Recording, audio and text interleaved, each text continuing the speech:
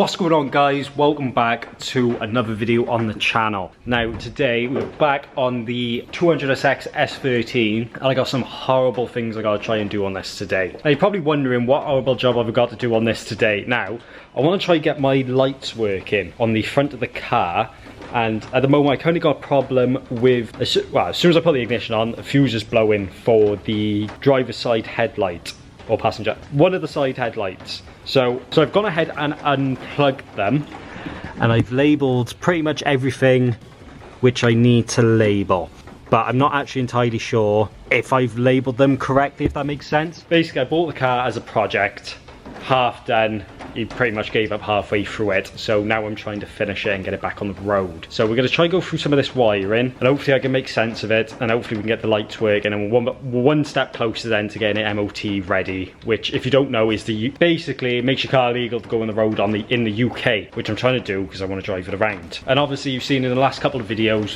we've got it running now, but we still got quite a lot to get done.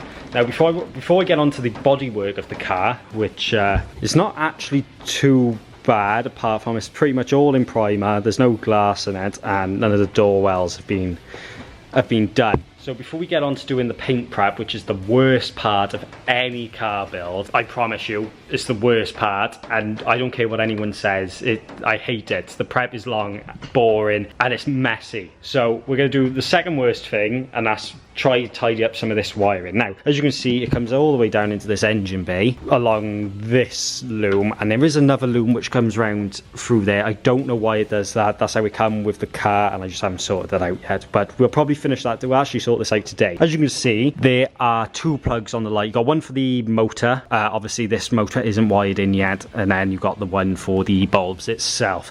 This side is completely wired in, but still not working, so we're going to try to figure that out today. And obviously I still need to get indicators into the bumpers. I have got lamps in the bumpers, and they got two bulb things in, but I know Wilkins has taken those to put in his front bumper, the little wiring harness for the lights. He's used those, pinched those, because this is much closer to getting an MOT, and he's going to need this running, driving, and MOT roadworthy when he comes back from holiday. So I've lent him those for now, but that means I can get on with sorting out my main headlights.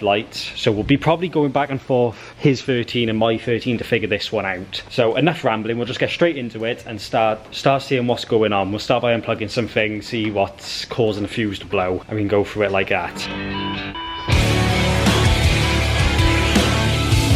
Now, when putting your battery on your car, you want to make sure you're putting the positive terminal on first and then the negative. Batteries can explode and they do let off gas, which when you get a spark goes bang.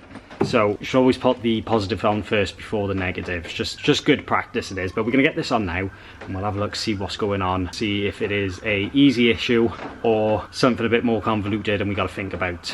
Right, so now we got our battery back on. We'll come back over to the fuse box and we're going to have a look now. Yeah, so the right hand headlight fuse is that one, and we got a few fuses here. So we'll plug this in and see if it pops straight away. No, because everything's unplugged. So we're going to turn the ignition on, see if it does pop it straight away, because it could be fuse box. It could be a sort of fuse box issue. It's getting a short in somewhere. No, not popped. So we'll start plugging things in one at a time.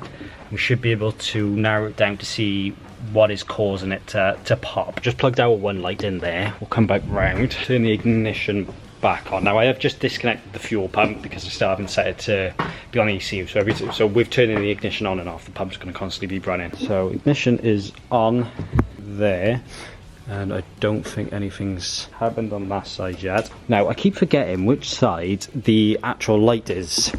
The light indicator stalk is on, because I believe it is different. Yeah, so what's that? That is, I'm assuming that's off. There we go. The fuse just popped straight away as soon as I pulled the high beams on then. But what have we got? We have got lights on. I'm assuming that is for the pop-up headlights, that is. Right, so that's weird. So nothing was happening until I pulled the stalk towards me for the main beams, and I am pretty confident in some of this wiring. So what we got here, we got a pink wire, green wire, and a red wire with a black stripe, which has probably been extended somewhere in there actually. So I'm not sure if that's going to work to be able to find if it is the correct one. So I've done a bit more testing with this now by unplugging the lights completely from the loo and just having a look how this actually works exactly. So what I've got here is I've got the 12 volts going straight through into the fuse box by here, and then you got these two red wires coming out, which you can see there's one there that's red with a black stripe through it. So not there actually. So what I think I'm gonna do, I'm gonna have a look at Wilkins' car and see what exactly goes on with the wires. I go into that fuse box and go to his lights, because I'm not fully convinced I've done something right either. There's got to be something else missing. Those live wires are going straight from the battery terminal to either side of those lights. So I'm going to grab a torch real quick and we'll have a look at Wilkins' car, see what exactly how that wiring's meant to go. Right, so I've had a look at Wilkins' car. This does the same exact thing. Obviously my loom's inside, this is in the engine bay. I'm running over the wheel arch. So the best thing to do now, start stripping off the tape that's been wrapped around the wires. Should be a long, tedious process, but it's the only thing we can do. We'll strip that back, we can start chasing to see if there's any sort of broken wire. It's most probably going to be a broken wire, especially with how I've unplugged it now. So I've isolated it being on the actual light side, and it's actually in the car side now. So we'll start pulling that back, see what we can find.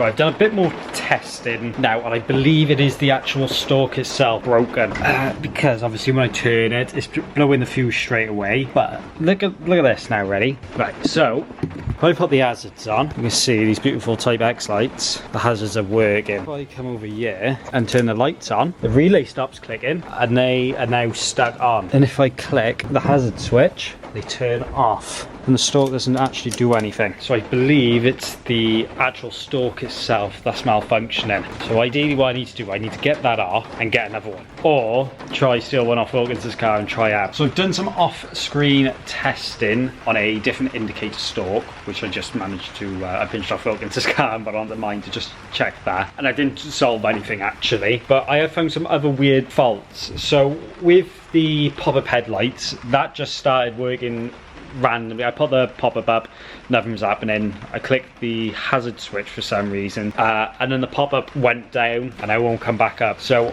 I think I need to start going through different relays and fuses, and I need to get someone up here who knows a bit more what they're doing with wiring than I do to give me a hand with that, because wiring, I have absolutely no idea really what I'm doing at all. I can do your basics barely, but wiring, I absolutely hate it. I'm shocking at it. So I need to get someone up here to give me a hand with that. And what else I have discovered is the climate controls actually work.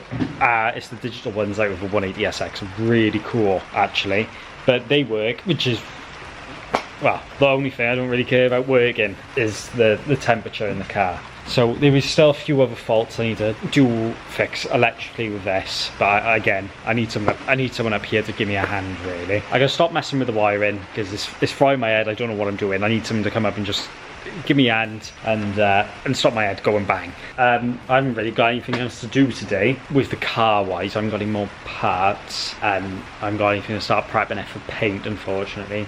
Now, I apologise if this video is a bit all over the place, a bit short and a bit shit. I planned on getting a bit more done today, but one, I'm still ill. As you could hear in the video before with Brandon, I had a bit of a Colombian cold, apparently. And I still got it, apparently. But yeah, I'm still not feeling the best. Weather's not very nice either, and I've just come back from holiday. What I should be doing is not at the garage whilst trying to get over a cold. But anyway, if you enjoyed the video, make sure you leave a like, comment and subscribe. Comment down below what you think I can improve on the next videos, and any suggestions on the whole headlight sort of thing. If you've seen it, if there's a common thing with it, please let me know down below. But anyway, follow my Instagram by here, kswapfin. See future updates before they're posted on here, and I'll see you guys in the next video. Thanks for watching.